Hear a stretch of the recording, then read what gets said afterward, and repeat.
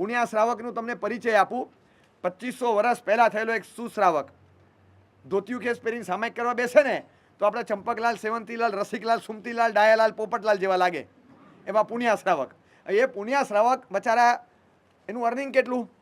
સોમવારે ખાય, મંગળવારે જમે, બુધવારે ખાય, ગુરુવારે જમે, શુક્રવારે ખાય, શનિવારે જમે. બસ આ રીતનું એક એક દિવસનું અર્નિંગ કરીને શાંતિથી 3 કલાક કમાઈને ગુજારો કરનારા, ઘરમાં 2 જણા હસબન્ડ વાઈફ રહેનારા, બહુ સિમ્પલ લાઈફસ્ટાઈલ. એમની લાઈફસ્ટાઈલ જેવી સિમ્પ્લિસિટી ભાગ્યે જ તમને આજે જોવા મળે. એવો પૈસો છે નહીં, કમાઈ શકે એવી આવડત હોય તોય કમાતા નથી. જરૂર પૂરતું જ કમાવાનું છે. કન્ટેન્ટનેસ એનો સૌથી મોટો વૈભવ હતો કે મારે વધારે જોતું નથી. શેના માટે? માણસોને વધારે કમાવાની ટેવ એટલે છે કે વધુમાં વધુ મૂકી જવાની સ્પર્ધામાં ઉતર્યા છે કે તમે કેટલું મૂકીને જવાના, હું એના કરતાં વધારે મૂકીને જઉં. વધુમાં વધુ મૂકી જવાની સ્પર્ધાએ જાણે ચડ્યા એટલે એટલું બધું કમાય. The amount of money that you leave behind after your death is the validity and proof for the excess work that you have done which you was not supposed to do. તમે જે નહોતા કરવા જોઈતા એવા કામો કરી અને એટલું બધું ભેગું કર્યું કે જે તમારે જરૂર નહોતી, વાપરી પણ નથી શકે, મૂકીને ગયા. કબૂલ કે રિસ્પોન્સિબિલિટીના નામે મૂકીને ગયા, પણ આ તો રિસ્પોન્સિબિલિટી પણ નથી. રિસ્પોન્સિબિલિટીમાં તો ઘણું બધું આવી ગયું. 17 પેઢીની રિસ્પોન્સિબિલિટી થોડી મારી છે. આવતી પેઢીમાં સંસ્કાર ટકે એની મને ચિંતા નથી. મારા આવનારા દાયકામાં મારા જીવનમાં સંસ્કાર ટકે એની મને કોઈ દરકાર નથી. અને મારી 17 પેઢી સુધી પૈસો ટકે એ પાછું મારા હાથમાં નથી. કારણ કે હું તાકાત હોય એટલું મૂકી જાઉં ને પછીની પેઢી કે તમે મૂકીને જાઓ, ચેલેન્જ એક્સેપ્ટેડ. 17 પેઢી સુધી ટકાવવાના ફાંકા છે એમ, ચેલેન્જ એક્સેપ્ટેડ. 17 વર્ષ ટકે તો કહેજો. તમારી મૂકવાની મારી ઉડાડવાની ક્ષમતા કોની વધારે જોઈ લેજો. હવે આમાં બચારા 4 બોલરોએ 2-2ના સ્ટ્રાઇક રેટ પર બોલિંગ નાખીને આમ માંડ 4 ઓવરમાં 8 રન આપ્યા હોય. એક ડૂચા જેવો મળી જાય, 19 રન આપી દે, બધું પાણી ફરી જાય. એવી રીતે આવનારું જનરેશન ઉડાવી દેશે. તકવાનું શું? અત્યારે આપવા જેવો સંસ્કારનો વારસો છે, પણ બધું મૂકીને જાય. એના વચ્ચે પુણ્યા શ્રાવક અનબિલિવેબલ પર્સનાલિટી કે એટલું ઓછું કમાય. આજે પુણ્ય નથી અને ઓછું કમાય, મહેનત કરવા છતાં મળે નહીં અને ઓછું કમાય એ જુદી વાત. પણ પુણ્ય હોવા છતાં મહેનત વધારે નથી કરવી એટલા માટે કે સંતોષી છું. મને જોઈએ છે એટલું મળે છે તો મારે એક્સ્ટ્રા એફર્ટ્સ એ માટે નથી નાખવા. લાઈફનો ગોલ એન્જોયમેન્ટ નથી, એનલાઇટમેન્ટ છે. એ મગજમાં ક્લિયર છે. આ ગોલ લાઈફનો સેટ થતાં ઘણા ભાવો લાગે છે, પછી એક સાચો ભાવ મળે જેમાં ગોલ સેટ થયેલો હોય. આપણા મગજમાં તો એક જ વસ્તુ હોય, જે બધા કરે છે એ આપણે કરવાનું બસ, અને એ માટે જિંદગી ખર્ચી નાખીએ. પણ એમણે જિંદગીને બરાબર શણગારવા માટે ખર્ચી, જીવનમાં ગુણ વિકાસ થાય, જીવનમાં વર્ચ્યુઅસ ગ્રોથ અને અપલિફમેન્ટ આવે, એ રીતે જીવન આગળ વધે છે.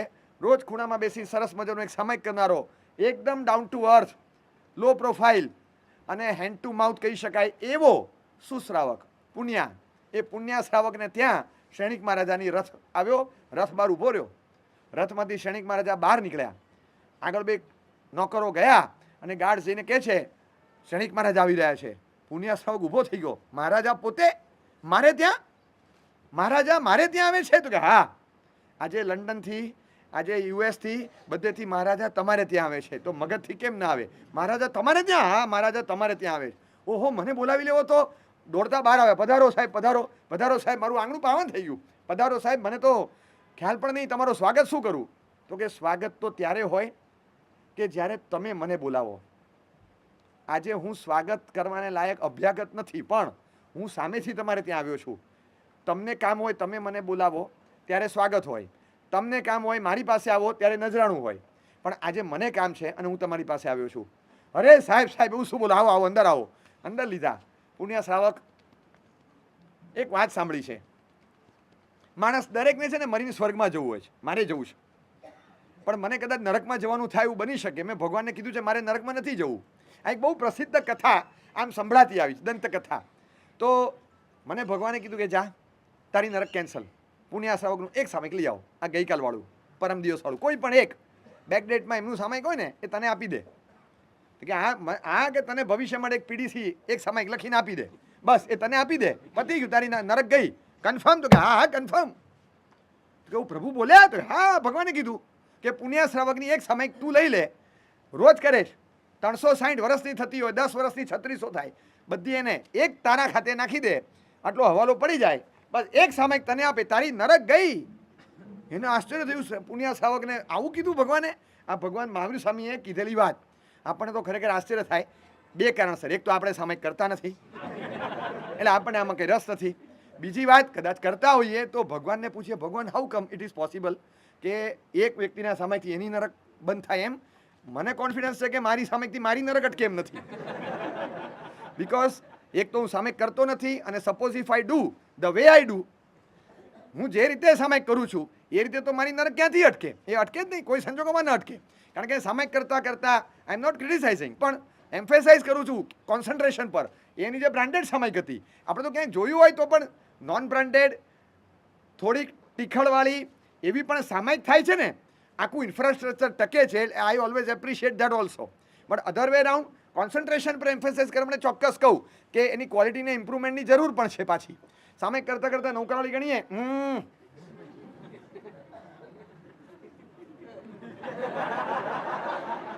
પંખો ચાલુ હોય, લાઈટ ચાલુ હોય, ગેસ ચાલુ છે, ગેસ બંધ કર, આવું બધું ચાલ્યા કરે. હવે આ સામાયિકથી મારી પોતાની નરક કેવી રીતે અટકે? મને કયો, આ સામાયિકથી મારી પોતાની નરક ન અટકે? કાંઈક પુણ્ય શ્રાવકની સામાયિકમાં વિશેષતા હતી કે એની નરક અટકે? મિરાકલ હતું. પુણ્ય શ્રાવકના ઘરે ગયા શ્રેણિક મહારાજા અને કહે છે કે તારી એક સામાયિક આપ દોસ્ત, એક સામાયિક ખાલી કહી દે. સાહેબ આપી. અને તને કોઈ ટેન્શન નથી, કારણ કે તારી પાસે આખો દરબાર ભર્યો છે, એમાંથી ખાલી એક આપવાનું. આટલા બધા વાળ હોય એમાંથી એક આમ તોડીને આપવાનો હોય તો હમણાં આપી દઉં, ક્યાં ફરક પડે? આટલા બધા છે, એમાં બે ઓછા, એમાં કંઈ ફરક નહીં પડે. આટલી સામાયિકોનો જથ્થો લઈને બેઠો છે તું, સામાયિકનો જથ્થાબંધ વેપારી છે, અને એમાં તું પાછો stockist, you are a stockist. તું સેલ નથી કરતો, ખાલી એક આપી દે ને, એક આપી દે, જસ્ટ અ સેમ્પલ મને આપી દે, તો તને કંઈ નુકસાન નથી અને મારા ફાયદાનો પાર નથી, તને કંઈ પ્રોબ્લેમ પણ નથી. પાછો તારો મોક્ષ અટકે એમ નથી, તારો સ્વર્ગ અટકે એમ નથી, મારી નરક અટકે એમ છે, તો પછી તને કંઈ પ્રોબ્લેમ તો ન જ હોય. મોટા માણસને ના પાડવાની એક મજાની સ્ટાઇલ, સાયલેન્ટ સ્માઇલ. તમે મોટા માણસને કહો ને કંઈ, સાહેબ મારા ઘરે આવશો, બસ ના કરી દે પડાય. મોટો માણસ હોય, ડિપ્લોમેટ હોય, એટલે એ ના ન પાડે. If he says no is not a diplomat. તમે સમજી રાખો, એ ના પાડે જ નહીં. When he says yes it means perhaps, when he says perhaps it means no, and if he says no is not a મોટા માણસ, ઇઝ નોટ અ ડિપ્લોમેટ. એ ના તો પાડે જ નહીં. એ સમજી લેવાનું કે નહીં આવે લગભગ, નહીં તો હા જ હોય ને. હા પાડવામાં તકલીફ પડે, એક વાર હા બોલવામાં તકલીફ પડે એટલે 4 વાર બોલે, હા, બસ આવું થાય. એક વાર તકલીફ પડતી હોય તો 1 વાર બોલે, નહીં તો 4 વાર બોલે. સમજી લો કે 4 વાર બોલે, 1 વાર નહીં. હા છે જ નહીં. આ માણસે સ્ટાઇલથી કીધું તો આપીને, સાહેબ એક સામાયિક પુણ્યાજી મને આપી દે. રાજન એવું છે, પૈસાના હવાલા પડે, સામાયિકના હવાલા ન પડે. સાહેબ સંપત્તિ હવાલાથી ટ્રાન્સફર થાય, આ સામાયિક છે એ ટ્રાન્સફર નથી થતી. સાહેબ એ તો હવે જેના ખાતામાં હોય એના ખાતામાં રહે, એ લોક થઈ જાય, સીધી મૂકો ને લોક થઈ જાય, એ જતી નથી ક્યાંય. અને સાહેબ આમાં ચિંતા ના કરો, આ સામાયિકના હવાલા પડતા જ નથી, એ તો આપણે જ કરવી પડે. અને પુણ્ય શ્રાવકના ઘરેથી ખાલી હાથે શ્રેણિક મહારાજા પાછા ફર્યા. એક મગધના સમ્રાટનો અધિપતિ, એ માણસ એક નાનકડા શ્રાવકના નાનકડા ઘરમાં જાય, ઇટ સેલ્ફ અનબિલિવેબલ છે કે આ માણસ આના ઘરે જાય, બોલાવે, કામ હોય તોય બોલાવે, નહીં મારું કામ છે મારે જવું જોઈએ. આ લઘુતા હતી, આ એક સોફ્ટનેસ હતી, એટલે એ પોતે ગયો. ક્વોલિટી હતી શ્રેણિક મહારાજાની, પણ એ ત્યાં ગયા. શ્રેણિક મહારાજા એના ઘરે જાય, બિંગ અ સચ અ મીગર આઇટમ, આટલી નાની વસ્તુ ગણાય, એક સાવ સામાન્ય વસ્તુ. શ્રેણિક મહારાજા એના ઘરે ગયા અને પછી એની પાસે સામાયિકની માગણી કરી, અને સામાયિકની માગણી એની ઠુકરાવી દેવામાં આવી, કારણ કે પોસિબલ નથી એમ કહીને હસી કાઢવામાં આવી. અને જે રીતે કોર્ટમાં આપણે પ્લી દાખલ કરી હોય અને નોટ એડમિટેડ, એડમિશન સ્ટેજ પર જ ફગાવી દેવામાં આવે. હારીએ જીતીએ પછીની વાત, આર્ગ્યુમેન્ટ પછીનું સ્ટેજ છે, પણ એડમિશન સ્ટેજ પર જ રિજેક્ટેડ એપ્લાય તમે કર્યું છે પણ આમાં કંઈ અંદર એડમિટ થયું નથી, ત્યાં જ રિજેક્ટ થઈ જાય. માણસને ધક્કો લાગે, એડમિશન સ્ટેજ પર જ ડિસ્ક્વોલિફાઈડ નીકળી ગયા અને શ્રેણિક મહારાજા બહાર નીકળ્યા. મને લાગે છે કે આ ઘટના અનબિલિવેબલ ઘટના છે. સંપત્તિમાન શ્રીમંત સત્તાધીશ રાજા, એના 2 ગાલ ઉપર એક તમાચો માર્યો છે. કોણે? એક 48 મિનિટની સામાયિક કરનારા આરાધકે 7 કરતો એક ઠોક્યો કે ભાઈ મારી પાસે એવું ઘણું છે કે જેના કારણે મારે તારી પાસે માગવા આવવું પડે એવું કંઈ જરૂર નહીં પડે, પણ બધું હોવા છતાં કંઈક તારામાં ખૂટે છે જે માગવા તારે અહીંયા આવવું પડે છે, બસ એ ઉમેરી દેજે જીવનમાં. આ સંદેશો ત્યાં વ્યક્ત થયો કે તારી પાસે જીવનમાં બધું હોવા છતાં પણ કંઈક એવું રાખજે કે જેના કારણે પુણ્ય શ્રાવક ત્યાં આગળ એના ઘરે તારે જવું પડે, બસ આ શું ખૂટતું હતું એ તારા જીવનમાં લઈ આવજે. અને શ્રેણિક મહારાજા એમના જીવનની અંદર આ ઘટના બની એ તો પહોંચી ગયા, પણ પુણ્ય શ્રાવકનું સામાયિક આટલું વખણાયું, આટલું જબરજસ્ત વખણાયું. અને એક દિવસ એનું સામાયિક વખણાતું હતું એટલા માટે ભગવાનના મોઢે ચડેલું કે સામાયિક તો પુણ્યનું કમાલ છે. સામાયિક એટલે પુણ્ય શ્રાવકનું આમ એક સ્ટેટસ બની ગયેલું. ભગવાન જ્યારે વખાણ કરે ને એટલે ISO 9000નો સિક્કો લાગી જાય, બ્રાન્ડિંગ થઈ ગયું સીધું, આણે બ્રાન્ડેડ કરી દીધું. હવે આ સામાયિકની વેલ્યુ વધી ગઈ, એટલે તમે સીધું સામાયિક બોલો અને પુણ્ય શ્રાવકનું સામાયિક બોલો, ઇટ મેક્સ અ ડિફરન્સ ને. આમ સાવ સીધું સીધું ટી શર્ટ હોય એ જુદું, પણ આ સામાયિકની જેમ ટી શર્ટ પહેર્યું હોય પણ એમાં ભગવાને જ્યારે સિક્કો માર્યો આમ થઈ ગયું, એ વેલ્યુ વધી જાય ભાઈ. ખાલી આમ ટીક કરે એટલે આ ભગવાનની ટીક છે, એટલે કંપનીવાળા આમ કરે એમાં વેલ્યુ વધ્યો, તો ભગવાન જ્યારે ટીક કરે એમાં વેલ્યુ કેટલી વધે, બ્રાન્ડિંગ થઈ ગયું અને એ સામાયિકનું વેલ્યુએશન વધ્યું. અને એ પુણ્ય શ્રાવકનું વેલ્યુએશન એટલે થયું કટાસના પર બેસે જાણે મોક્ષમાં ગયો હોય. એક વિચાર ના આવે, માઇન્ડ ક્યાંય બીજે ન જાય, એક વિચાર ના આવે, એનામાં સ્થિર થઈને બેઠો હોય, કોઈ વિચાર બહારનો આવે નહીં. એક દિવસ સામાયિકમાં મન નથી લાગતું, મન જ નથી લાગતું. આમ નૌકારવાળી ગણે, કાયોત્સર કરે, ધ્યાનમાં બેસે, સ્વાધ્યાય કરે, મન ભમે, ક્યાંક ક્યાંક બહારના થોટ્સ આવે. એને થયું કે આજે કેમ આમ થાય છે, પાછું એમ થયું કે આવું બનતું જ નથી, એકદમ સેટલ ડાઉન થઈ જવું. અને જેવો બેસું આમ એકદમ એકાગ્રતા સાથે, કોન્સન્ટ્રેશન સાથે સામાયિકમાં મન ચોંટી જાય છે. આજે ચોંટતું કેમ નથી? અને અડધો કલાક સ્ટ્રગલ કરવાનું એને થતું જ નથી.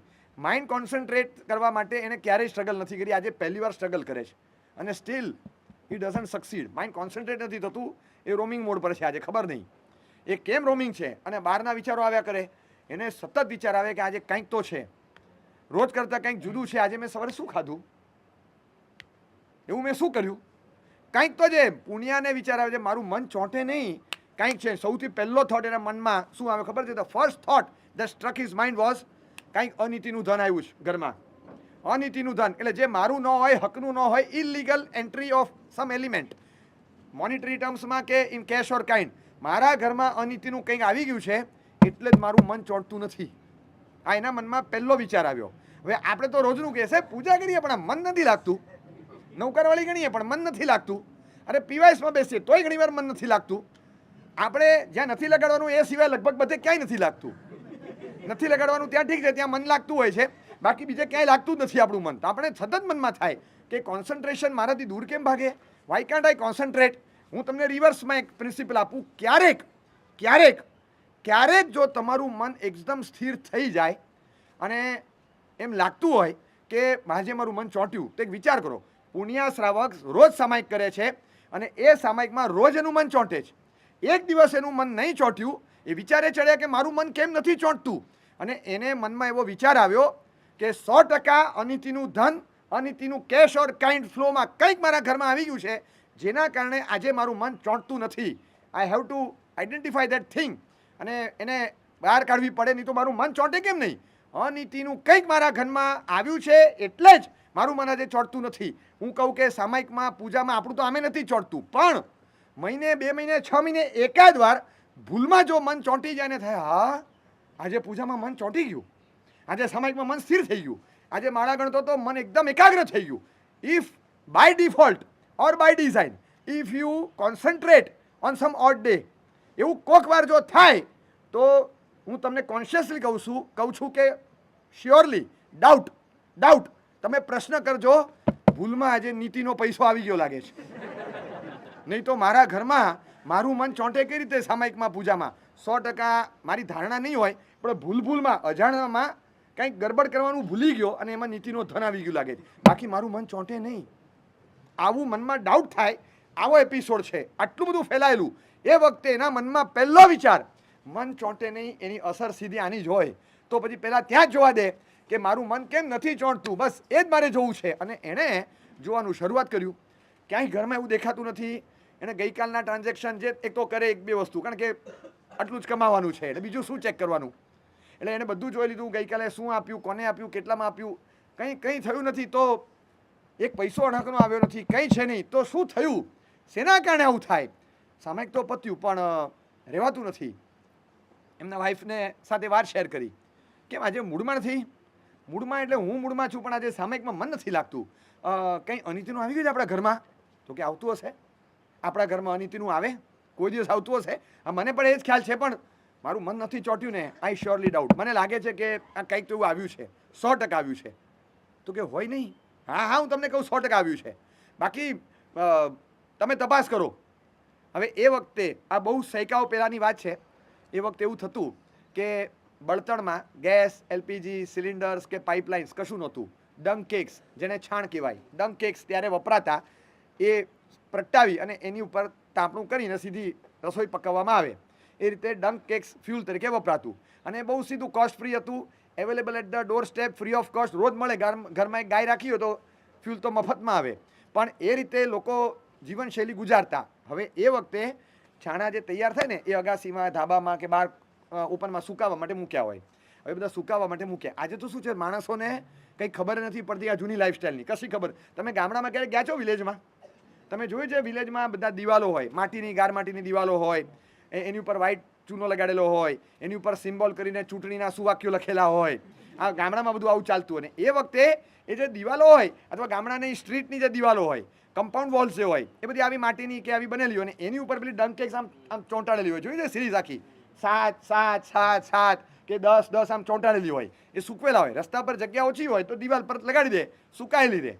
આ લાઈફસ્ટાઈલ પહેલાંની હતી. તમે જોઈ છે આવી? જોઈ છે ને? હવે કોઈ ફોરેનનો આવ્યો ને, આ G20 વાળો કોઈ આવ્યો હોય ને, એ જો આ ગામડામાં જાય, ઇન્ટિરિયર ઇન્ડિયા અને ઓરિજિનલ ઇન્ડિયામાં એ જાય, અંદર જોવા મળે, વાવ, પછી કેમેરા કાઢી અને આમાં ફોટા પાડે. ભારતના માણસો ચંદ્ર પર પહોંચી ગયા તો બરાબર, ભારતના ગાય ભેંસ બળદ દિવાલ પર કઈ રીતે ચડી ગયા? હી વન્ડર્સ. કારું ખબર નથી પડતી. આ ચંદ્ર પર પહોંચે, સુરત પર પહોંચે, બધું બરાબર છે, પણ આ દિવાલ પર ગાય ભેંસ કઈ રીતે ચડે? I wonder how is it possible? How is? અને એ નથી ખબર કે આ કઈ રીતે આમ દિવાલ પર આવ્યું આ બધું. બોલો, આને એટલી ખબર નહીં પડે.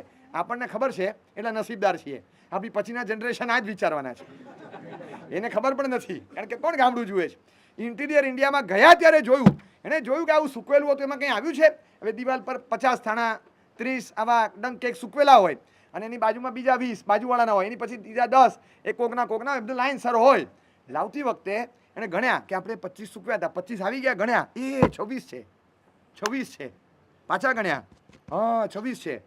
યાદ કર્યું, બરાબર છે, મેં 25 સૂકવેલા. તો પછી કાઢતી વખતે, લેતી વખતે ભૂલમાં એક આવી ગયું બાજુવાળાનું. એને બાજુમાં કંઈક તપાસ કરી કે તમારા બધા લઈ લીધા? તો લઈ લીધા ને. તો ઓછું વધતું આવ્યું છે કંઈ? તો મેં ગણ્યું નથી, જેટલું હતું એટલું લઈ લીધું. જો કહું તમને, ગણીને કીધું, હા મને એક ઓછું લાગે. ઓછું છે ને? હા, એ મારે ત્યાં છે. જઈને આપી આવ્યા પાછું. અને આવીને એના વાઈફ પુણ્યા શ્રાવકને કહે છે, તમારું મન સામયિકમાં કાલથી ચોંટી જશે. કેમ? તો વાયરસ નીકળી ગયું, વાયરસ ગયું. તમે વિચારો, ઓનેસ્ટી ઇનબિલ્ટ શું ક્વોલિટી હશે. હવે આવા માણસોને વેલ્યુઝ, ઇથોસ શીખવાડવાની જરૂર ખરી? આ કોમર્સનો વગર ભણેલો ડબલ ગ્રેજ્યુએટ છે. આ વગર ભણેલો, કારણ કે એને ખબર છે કે વોટ ઇઝ અર્નિંગ મની અને વોટ ઇઝ મેકિંગ મની. તમે ખ્યાલ આવ્યો? there is a very vast difference between making money and earning money. Salary without any work syllabus, wages without work is a type of stealing in other way. તમે એક પ્રકારની ચોરી જ છે. કામ કર્યું ન હોય ને પૈસા કમાવાના.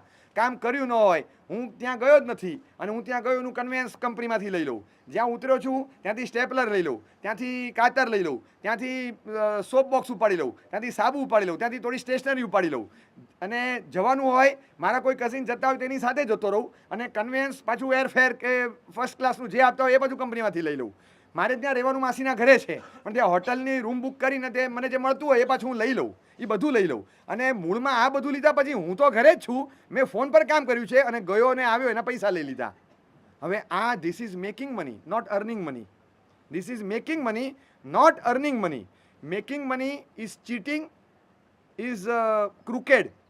Earning money is somewhat spiritual. એ છે ને, એમાં ધર્મ ભળેલો હોય છે. નીતિ અને પ્રામાણિકતાના ધોરણો એમાં આવે છે, વેલ્યુઝ એમાં એડ થાય છે. એટલે વેલ્યુ એડેડ જે કમાણી હોય એ ઓનેસ્ટી સાથે શોભે, અને એ અર્નિંગ છે. આ તો મેકિંગ હતું, અને આ રીતે એને રસ નહોતો. એ કે પાછું આપી દે, પાછું આપી દે, મારું સમય ગયું આજે. શ્રેણિક મહારાજાએ ઓફર કરેલી, આને થયું કે ઓહો હો what a big loss, what a big loss. કેટલો મોટો લોસ ખબર છે? કેટલો મોટો લોસ. પુણ્યા શ્રાવકનો જીવ બળે છે, હ્યુજ લોસ. અબજોનું નુકસાન થયું એવું લાગે ને, કારણ કે શ્રેણિક મહારાજાએ એવી ઓફર કરેલી કે પુણ્યા શ્રાવક તારું એક સામયિક આપ. મેં ના પાડી. શ્રેણિકે છેલ્લે જતા પેપર વેટ મૂક્યું હશે, એક સામયિક આપી દે દોસ્ત, મગધનું સામ્રાજ્ય તને લખી આપું, ગાદી પર બેસી જજે, જા મારા સિંહાસન પર બીજા પુણ્યા શ્રાવકને રાજા બનાવી દઉં, કબૂલ. કારણ કે છેલ્લે મારે પછીના હજારો વર્ષ નરકમાં કાઢવાને બદલે જો એ નીકળી જતા હોય તો આ સામ્રાજ્ય મગધનું તને લખી આપું. એ કે નહીં સાહેબ, એ પોસિબલ નથી. મગધના સામ્રાજ્યની બદલામાં પણ સામયિક આપવાની ના ક્યારે પાડે કે પુણ્યા શ્રાવક ઇઝ ફિલિંગ કે મગધનું સામ્રાજ્ય that is not an equivalent MRP for one single સામયિક.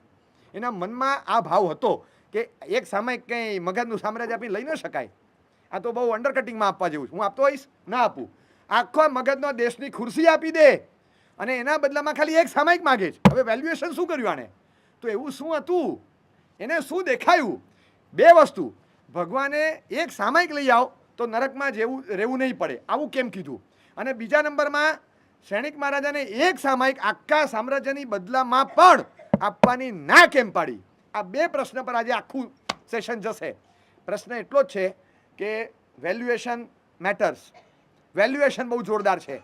આટલી પ્રામાણિકતાના ધોરણ સાથે જીવનારો માણસ, સિમ્પલ લાઇવલીહુડ સાથે જીવનારો માણસ, અને એની પાસેથી સામયિક માગવા જાય. એક તો આજે આપણી પાસે લાઈફમાં સિમ્પ્લિસિટી નથી. સારું છે કે આ પુણ્યા શ્રાવકના એપિસોડ છે. સિમ્પ્લિસિટી નથી. આપણે પૈસા હોય કે ન હોય, ઠઠારો ને મઠારો હોય જ. આપણે સ્વયં ભગવાન હોય કે ન હોય, આંગી તો કરવાની. અઠવાડિયે એકવાર મહાપૂજા કરવાની. લોકો આવે અને ભગવાનનું જે થાય તે પણ આંગી જોરદાર હોવી જોઈએ. એવી રીતે આપણે ડેકોરેટેડ લાઈફસ્ટાઈલથી જીવવાવાળા, ડેકોરેશનથી જીવવાવાળા, અને આપણને લાઈફસ્ટાઈલમાં લાઈફનું ઓછું ને સ્ટાઇલનું વધારે આકર્ષણ છે. તો એવી સ્ટાઇલથી જીવી અને લાઈફને ડેકોરેટ કરવામાંથી ઊંચા નથી આવતા, ત્યારે પુણ્યા શ્રાવક આટલા કન્ટેન્ટને સાથે કેવી રીતે રહી શકે? સિમ્પ્લિસિટી એનો વૈભવ છે કે મારે જોતું નથી. શેના માટે? એક જોડીથી વધારે કપડાં ક્યારેય એકસાથે પહેરાતા નથી. તો પછી કબાટમાં વધારે મૂકી રાખવા માટે હું શું કામ વધારે લાવું? શેના માટે વધારે લાવું? અરે પણ એ લોકો કહે છે કે બાય 2 get 3 ફ્રી, પણ મારે નથી જોતું. સેવ 20%, સેવ 30%, સેવ 50%. તો કે ના, પુણ્ય શ્રાવક તો એનું બ્રાન્ડેડ સૂત્ર છે, ડોન્ટ બાય, સેવ 100%. લાવો જ નહીં, 100% બચે. 70% ખર્ચવાના અને પછી હું કહું કે 50%, 20%, 30% બચ્યા, પણ એ શેના માટે? પણ ઇફ આઈ ડોન્ટ બાય, આઈ સેવ 100%. મારે લેવું જ નથી, મારે જોતું જ નથી, સિમ્પલી નહીં. તો મારી પાસે તો બધું જ રહે છે અને મારે એવું લેવાની જરૂર જ નથી. અને જે લાવું છે મારું સિમ્પલ સીધે સીધું છે, એ બરાબર છે, તો મારે એની કંઈ લાવવાની જરૂર નથી. તો તારું ધોત્યું ને આ બસ આ કફની આટલું જ પહેરે, તો કે યસ આટલું જ. તો તને એવું ના લાગે કે ચાર માણસની વચમાં આપણી વેલ્યુ શું? એ તમે ડિટર્મિન કરો. મારી વેલ્યુ તમે ડિટર્મિન કરો. મારી વેલ્યુ મને તો બરાબર લાગે છે, કારણ કે શ્રેણિક મહારાજા મારા ઘરે આવ્યા હતા અને ભગવાને એમને કીધું હતું કે તારે જરૂર હોય તો આ એક માણસ પાસે જા, વેલ્યુએશન આ લેવલથી થયેલું છે ને આ લેવલથી એક્ઝિક્યુટ થયેલું છે. હવે તમારે નાના માણસોએ જે કરવું એ કરી જુઓ, મને કંઈ પડી નથી. I don't bother. મને પડી નથી તમારા ટેગની. આઈ વેલ્યુ માય સેલ્ફ ઇનફ. તો મને એની જરૂર નથી. એમની પર તું સાદા સાદા કપડામાં પહેરે, પછી તારો ભાવ કોણ પૂછે? આમ બ્રાન્ડેડ હોય તો બ્રાન્ડેડ લાગીએ ને? તો કે ના, એવું કંઈ જરૂર નથી કે બ્રાન્ડેડ હોય તો જ બ્રાન્ડેડ લાગે. ગાંધીજી બ્રાન્ડેડ પહેરતા નહોતા, પણ he was a brand. Of course he was a brand. તો પછી બ્રાન્ડેડ થવા માટે બ્રાન્ડેડ પહેરવું જરૂરી નથી, પણ સ્ટેટસ ના દેખાય. આમ જરા ભપકાથી ફરીએ તો સ્ટેટસ ના દેખાય? તો કે ના, સ્ટેટસની વ્યાખ્યા જ પુણ્ય શ્રાવકની જુદી છે. Status means purchasing the things which you need not with the money which you have not to impress the people whom you know not. આ ધીસ ઇઝ સ્ટેટસ. હવે એ સ્ટેટસને તમે તમારા જીવનમાં સ્થાન આપો, એટલે એના માટે આવતા પહેલાં પૈસો ખર્ચવાનો, જરૂર વગરની વસ્તુઓ લાવવાની, અને જગ્યા ન હોય તો ખડકલા કરીને ભરી દેવાનું બધું. પછી હાઉસ કે વેરહાઉસ ખબર નથી શેમાં રહીએ છે, ભરીને બધું ભરેલું હોય, એમાંથી તમે કાઢવા જાઓ તો 360 દિવસના 360 જોડી કપડાં હોય, ખબર ન પડે. કેટલી જોડી ચપ્પલ નીકળે ખબર પણ ન પડે. ઘરમાં ખાલી ચપ્પલો બહાર કાઢ્યો ને, આપણને એમ લાગે ઓહો હો, આટલા મોટા મોટા ફેમિલી રહે છે અહીંયા. પછી ખબર પડે કે ફેમિલી નથી. પગ વધારે હોય તો ચપ્પલ વધારે હોય ને. જીવ તો એક જ છે, પણ જ્યાં પગ વધારે હોય એવા રહેતા હશે એવું લાગે આપણને. પણ આ રીતે લોકો એટલું ભરીને ભેગું કરતા હોય ત્યારે પુણ્ય શ્રાવક સિમ્પલ, એકદમ સિમ્પલ લાઈફસ્ટાઈલથી જીવનારો, કાંઈ પડી નથી. મને જરૂર જ નથી વધારે વસ્તુની. 2-4 જોડી કપડાથી ચાલે, તો શા માટે હું ખોટો વેપાર ધંધો કરીને મહેનત કેમ કરું? મારે કન્ઝમ્પશન માટે જેટલું જોઈએ ઇનફ ઇઝ ઇનફ. અને આ લાઈફસ્ટાઈલ છે ને ભવિષ્યમાં આવશે. હું તમને સમજાવું. તમને એમ થશે કે આ અત્યારના યુગમાં આ ચાલે એવું ખરું, પણ આ અત્યારના યુગમાં નહીં ચાલે. પણ આવનારા યુગમાં આ અત્યારે એઝ અ વર્ચ્યુ આપણે નહીં લઈએ તો એઝ અ પનિશમેન્ટ કાલે આ જ આવવાનું છે, કમ્પલસરી આવવાનું છે. કારણ કે નહીં તો સસ્ટેનેબલ લાઈફ શક્ય જ નથી. છેલ્લે સ્વિચ ઓવર ત્યાં થવું જ પડશે. રિસોર્સિસ ખતમ થશે ત્યારે માણસ શું કરશે? કારણ કે બધું કોર્નર કરે છે. 100 વર્ષમાં જે પેદા થાય એ 20 વર્ષમાં, 10 વર્ષમાં, 8 વર્ષમાં ખર્ચી નાખવાનું. તો રિસોર્સિસ ઓછા થતા જાય. તમારું અર્નિંગ લાખ રૂપિયાનું છે, 1.5 લાખનો ખર્ચો છે મહિને, અને રિઝર્વ્સ 50 લાખના છે, એમાંથી 50 હજાર ઉપાડો છો દર મહિને, તો જતે દિવસે 100 મહિના પછી તમારા રિઝર્વ્સ ખતમ થયા જશે. By default you can say કે આ કન્ફર્મ આ જ થવાનું. આજે એવું છે કે આપણને જેટલું મળે છે એ સિવાયનું જે મૂકેલું થાપણમાં છે નીચે રિઝર્વ્સ, એ પણ આપણે બધા ખાઈએ છીએ. અને એ બધું વાપરવા માટે ધરતીની નીચે જે રહ્યું છે એની પર નજર એણે નાખવાની છે જે ધરતી પર હજી આવ્યા જ નથી. તો એના માટે છે. પણ આપણે ધરતી પર રહેલા એને ધરતી પર રહેલું જ લેવાનું છે, એ જ લેવાનું હોય, બીજું કંઈ નહીં. બસ ધરતીની નીચેથી બધું કાઢતા ગયા એટલે ધરતીવાળા આવનારા લોકોનું શોષણ કરી રહ્યા છે, અને એ બધા સાફ થશે. આજે માણસને ખબર નથી કે કઈ લાઈફસ્ટાઈલ છે. પુનિયા શ્રાવકની લાઈફસ્ટાઈલ એટલે ભવિષ્યના માણસ માટે એક એક્સ્ટ્રાઓર્ડિનરી લાઈફસ્ટાઈલ છે. માર્ક ટ્વેન એક જગ્યાએ લખીને ગયા છે કે civilisation means limitless multiplication of unnecessary નેસેસિટીઝ.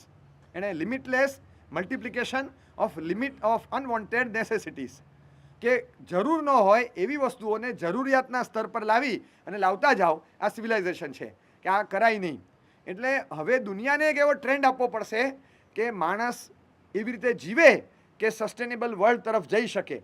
એ વિચાર આપવો હોય ને તો આ જ પુણ્ય શ્રાવકના લાઈફના કન્સેપ્ટ આપવા પડશે.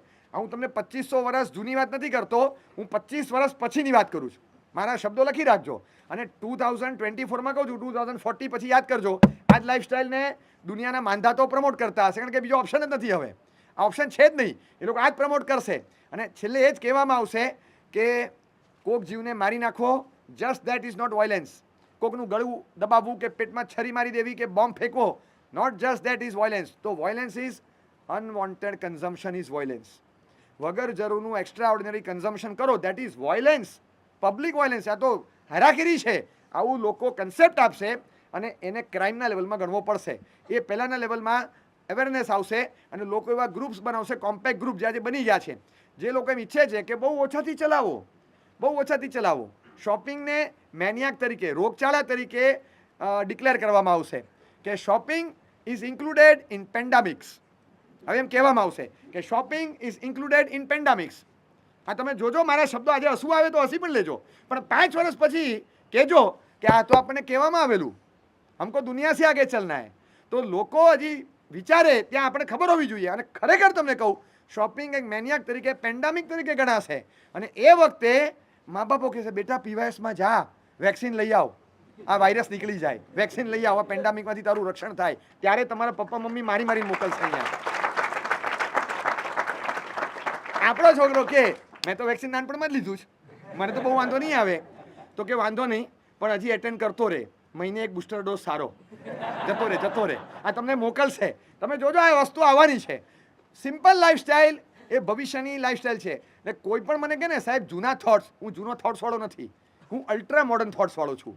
તમે જે વિચારો છો 21મી, હું 22મી સદીનું કહું તમને, 22મી સદીની વાત કરું તમને, અને એમાં જ આવવાનું છે. નેક્સ્ટ વર્લ્ડ વોરમાં શું હશે બોલો? અત્યારે આટલા બધા એટમ બોમ્બ્સ છે, હાઇડ્રોજન બોમ્બ છે, ન્યુક્લિયર વેપન્સ અત્યારે છે. નેક્સ્ટ વોર જ્યારે થાય એમાં શું હોય? પથ્થર, માટીના ઢેફા. કારણ કે અત્યારે બધું પૂરું કરી નાખશે આ લોકો, એટલે પાછા સ્ટોન એજમાં જ આવશું ને આપણે.